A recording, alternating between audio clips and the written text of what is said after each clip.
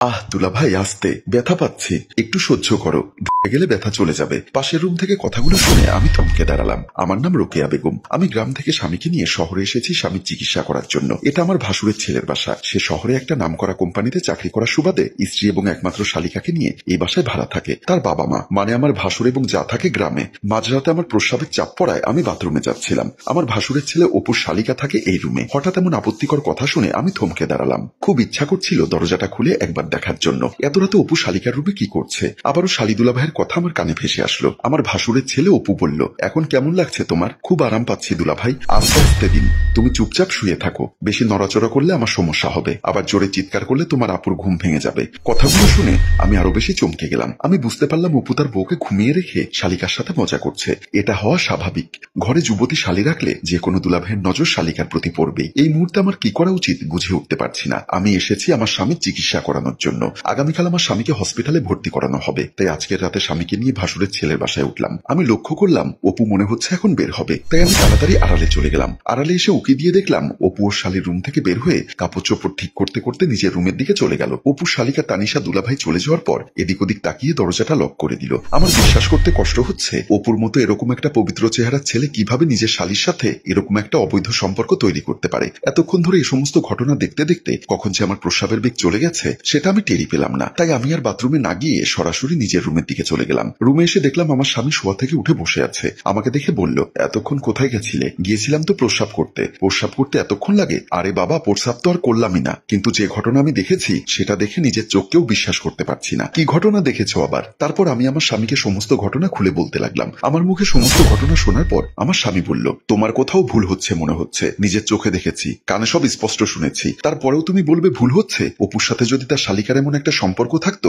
তাহলে নিশ্চয়ই অপুর বউ কিছুটা হলেও টের পেত। আরে বাবা, ওর বউ তো ঘুমিয়ে থাকে। ঘুমনো ব্যক্তি আর মৃত ব্যক্তি একই সমান। এর চেয়ে বড় কথা হচ্ছে অপুর বউ অপুকে অন্ধের মতো বিশ্বাস করে, যার সুযোগ নিয়ে অপু প্রতিনিয়ত তার বউকে ঠকিয়ে যাচ্ছে। আচ্ছা, এখন এসব বাদ দাও, আমার বাথরুমে যেতে হবে। আমাকে একটু বাথরুমে নিয়ে চলো। বাদ দাও বললে কি আর বাদ দেওয়া যায়? চোখের সামনে এমন পাপ করবে আর আমরা মুরব্বী হয়ে সেটা মুখ বুঝে সহ্য করব? আমার কথা শুনে আমার স্বামী কিছুটা উত্তেজিত হয়ে বলল, তাহলে কি আমরা এখানে চিকিৎসা না করে শালিদুলা ভাইয়ের প্রেম নিয়ে পড়ে থাকবো?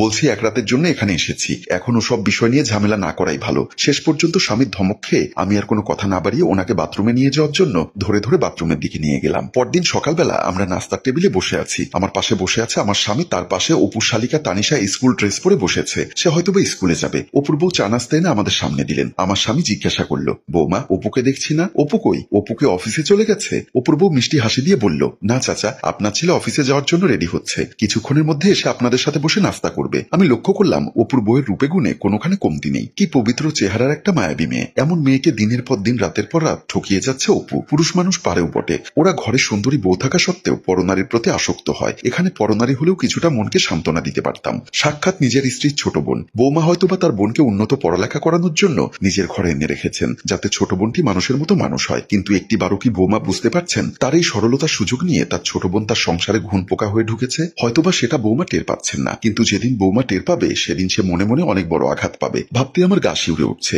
এমন সময় দেখলাম অপু অফিসে যাওয়ার জন্য অফিসের ড্রেস পরে ডাইনিং টেবিলে এসে বসেছে। তারপর সে চাচার উদ্দেশ্যে বলল, চাচা, আপনাদের হসপিটালে অ্যাডমিনের সময় কটায়? হসপিটাল থেকে বলেছি 11টার দিকে গিয়ে অ্যাডমিন নিতে হবে। আমি আপনাদের বউকে বলে দিয়েছি আপনাদেরকে নিয়ে হসপিটালে ভর্তি করিয়ে দিতে, আর আমি প্রতিদিন অফিস থেকে ফেরার পথে আপনাকে দেখে আসবো। তোমারও তো কষ্ট করে প্রতিদিন অফিস শেষে যেতে হবে না। আমি যেহেতু আছি, তোমার চাচার সেবা যত্নের কোনো কমতি হবে না। চাচি, আপনারা গ্রামের মানুষ, শহরের ভাব অবস্থা কিছুই বুঝবেন না। সমস্যা নেই, অপু প্রতিদিন অফিস থেকে ফেরার পথে আপনাদের দেখে আসবে, আর আমি প্রতিদিন দুপুরে গিয়ে আপনাদের খাবার দিয়ে আসবো। মেয়েটা খুব সহজ সরল, কোনো ধরনের অহংকার তার ভেতর নেই। আমরা যে তার আপন শ্বশুর শাশুড়ি না, সেটাও সে কখনো আমাদের বুঝতে দেয়নি। আসলে পৃথিবীতে ভালো মানুষগুলি কষ্ট পায়। এমন সময় অপু বলল, তাহলে ইভা, আমি তানিশাকে নিয়ে বের হচ্ছি। অফিসে যাওয়ার পথে ওকে স্কুলে নামিয়ে দিব। তুমি ঠিক সময় চাচা চাচিকে নিয়ে হসপিটালে অ্যাডমিন করিয়ে দিও। চাচা, তাহলে আমি উঠছি। বলেই অপু এবং তার শালিকা আমাদের থেকে বিদায় নিয়ে উঠে চলে গেল। আমার মনে হচ্ছে এই আসা যাওয়ার সুযোগে অপুর সাথে তার শালিকার একটা অবৈধ সম্পর্ক তৈরি হয়েছে, যেটা অপুর বউ টের পায়নি। 10:30টার দিকে অপুর বউ আমাদের রুমে এসে বলল,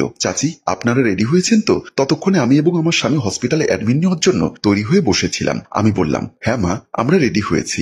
আপনাদের প্রয়োজনীয় জিনিসপত্র সব নিয়েছেন তো? আমি পাশে রাখা কাপড়ের ব্যাগ দেখিয়ে বললাম, যা যা দরকার হয় তা সব নিয়েছি, তবুও যদি কিছু লাগে সেটা হসপিটালের ওখান থেকে কিনে নিব। তখন আমার স্বামী বলল, নিয়নের মা, সব টাকা হসপিটালে নিয়ে লাভ কি? কিছু টাকা রেখে বাকি সব টাকা বউয়ের হাতে দাও, বৌমা ঘরে রেখে যাক। ইদানিং শুনেছি হসপিটালে অনেক জিনিস চুরি হয়, এতগুলো টাকা নিয়ে হসপিটালে যাওয়ার দরকার কি? দরকার হলে মাঝে মধ্যে বৌমা টাকা দিয়ে আসবে। তখন আমি আমার ভ্যানিটি ব্যাগ খুলে 1,00,000 টাকার একটা বান্ডিল বৌমার হাতে দিয়ে বললাম, বৌমা, তোমার চাচা শ্বশুর ঠিকই বলেছেন, এতগুলো টাকা হসপিটালে নিয়ে লাভ নেই। যেদিন রিলিজ হবে সেদিন নিলেও চলবে। আমি আপাতত 50,000 টাকার মতো রেখেছি, তুমি এই টাকাগুলো কষ্ট করে তোমার আলমারিতে রেখে দাও। ঠিক আছে চাচি, আপনারা তাহলে রেডি হয়ে আসুন, আমি টাকাগুলো রেখে আপনাদের সাথে একসাথে বের হব। বলেই অপূর্ব টাকাগুলো নিয়ে চলে গেল। আজ হসপিটালে স্বামীকে নিয়ে এসেছি প্রায় 5 দিন। এর মধ্যে আমার স্বামীর অপারেশন হয়ে গেছে। ডাক্তার বলেছেন আরো 3-4 দিন হসপিটালে থাকতে হবে, তারপর আমাদের রিলিজ দিবে। এর মধ্যে না ঘুমোতে আমার চোখের নিচে কালি পড়ে গেছে। এমন সময় লক্ষ্য করলাম অপু এবং তার বউ একটা টিফিন ক্যারিয়ারে রাতের খাবার নিয়ে এসেছে। সচরাচর প্রতিদিন রাতে অপু খাবার নিয়ে আসে। আজ বউকে সাথে আনতে দেখে কিছুটা অবাক হলাম। আমাকে পাশে দাঁড়িয়ে থাকতে দেখে অপু বলল, চাচার কি ঘুম ভেঙেছে? একটু আগে ঘুমিয়েছে, বৌমাকে নিয়ে আসলি কেন? তখন অপুর বউ বলল, চাচি আম্মা, এ কদিন ধরে আপনি রাত জেগে হসপিটালে আছেন, আপনার ঘুমের প্রচন্ড ব্যাঘাত ঘটেছে। তাই অপু বলল আজ রাতে আমি যেন চাচার সাথে থাকি, আপনি বাসায় গিয়ে একটু রেস্ট নিন। বৌমা ছোট মানুষ, সে কিভাবে রাত জেগে তার চাচা শ্বশুরের সাথে থাকবে? আমাকে থামিয়ে দিয়ে অপু বলল, চাচি, আমার অফিসে প্রচন্ড কাজের চাপ, না হয় আমি কয়েকদিন ছুটি নিয়ে চাচার সাথে থাকতাম। এভাবে প্রতিদিন যদি আপনি অঘুরমা কাটান তাহলে তো আপনার শরীরও খারাপ হবে, আপনি অসুস্থ হয়ে পড়বেন। একটা রাত আপনাদের বউ হসপিটালে থাকলে কোনো সমস্যা হবে না। এমন সময় ডাক্তার বাবু চৌধুরী আসলেন। উনি আমাদের এত মানুষকে দেখে বললেন, এখানে এত লোকজন কেন? আমি তো আগেই বলেছি বেশি লোকজন রুগীর পাশে ভিড় করা যাবে না, তাতে রুগীর সমস্যা হবে। ডাক্তারের এমন কথা শুনে অপু বলল, ডাক্তার সাহেব, আমরা এক্ষুনি চলে যাব। আসলে চাচি অনেকদিন ধরে চাচার সাথে আছেন, এখানে উনি ঠিক মতো ঘুমোতে পারছেন না, তাই আমার স্ত্রীকে নিয়ে এসেছি। আজ রাতে আমার স্ত্রী চাচার সেবা যত্ন করবে, আর আমার চাচি আমাদের বাসায় রেস্ট নিয়ে কাল সকালে আসবেন। অপুর কথা শুনে ডাক্তার চৌধুরী বলল, সেটা তো ভালো হয়, বেশ কয়েকদিন ধরে লক্ষ্য করছি উনি ঠিক মতো ঘুমোতে পারছেন না, ওনারও একটু রেস্টের প্রয়োজন। ঠিক আছে, আপনারা তাহলে তাড়াতাড়ি চলে যান। একটু পরে অত্র সার্জারি বিভাগের head of department doctor Morshedul Alam আসবেন পেশেন্টকে দেখতে। উনি এসে যদি রুমের মধ্যে এত লোকজন দেখে তাহলে বকাবকি করবেন। বলেই ডাক্তার বাবু চৌধুরী চলে গেলেন। ততক্ষণে আমার স্বামীর ঘুম ভেঙে গেল। সেও আস্তে আস্তে আমার উদ্দেশ্যে বলল, হ্যাঁ গো নিয়নের মা, আজ রাতে তুমি অপুর বাসায় গিয়ে একটু রেস্ট নাও, বৌমা আমার পাশে থাক। চাচি, আপনি চাচাকে নিয়ে কোনো টেনশন করবেন না, উনি তো আমার বাবার মতো, আমি যতক্ষণ ওনার পাশে আছি ওনার সেবা যত্নের কোনো কমতি হবে না। আসলে এই বউটা খুব অমায়িক এবং পরোপকারী। আমার শ্বশুরের বংশে ওর মতো বউ আর একটাও নেই। মানুষ এত ভালো হয় কিভাবে? আমার ওর কথা ভেবেই কষ্ট হচ্ছে। এত ভালো মেয়ে, অথচ তার স্বামীটা পড়েছে দুশ্চরিত্রের। আসলে পৃথিবীতে ভালো মানুষগুলো জীবনসঙ্গী খারাপ হয়, যার ব্যতিক্রম হয়নি ওর বেলায়ও। শেষ পর্যন্ত ওদের জোড়াজুড়িতে আমি আর অপু হসপিটাল থেকে চলে গেলাম ওদের বাসার উদ্দেশ্যে। রাতে খাওয়া দাওয়া শেষ করে আমি আমার রুমে শুয়ে আছি, হঠাৎ আমার ঘুম ভেঙে গেল। আসলে এই কদিন স্বামীর সাথে হসপিটালে থাকতে থাকতে আমার প্রচন্ড ঘুমের অভাব বোধ করছিলাম, তাই খাওয়া দাওয়ার পর শোবার সাথে সাথেই আমার ঘুম চলে এসেছিল। ঘুম ভাঙতে আমার মনে পড়ে গেল বাসায় অপুর বউ নেই, পুরো ঘর খালি। এই সুযোগে নিশ্চয়ই শালিদুলা ভাই রঙ্গলীলায় মেতে উঠেছে। আমার খুব দেখতে ইচ্ছা করছে খালি বাসা পেয়ে গভীর রাতে ওরা শালিদুলা ভাই কি করছে। নিশ্চয়ই অন্যান্য দিনের চাইতে আরো বেশি রঙ্গলীলায় ওরা মত্ত হবে। তাই আজ প্রস্রাবের বেগ না পেলেও আমি শোয়া থেকে উঠে ওদের রুমের দিকে হাঁটা শুরু করলাম।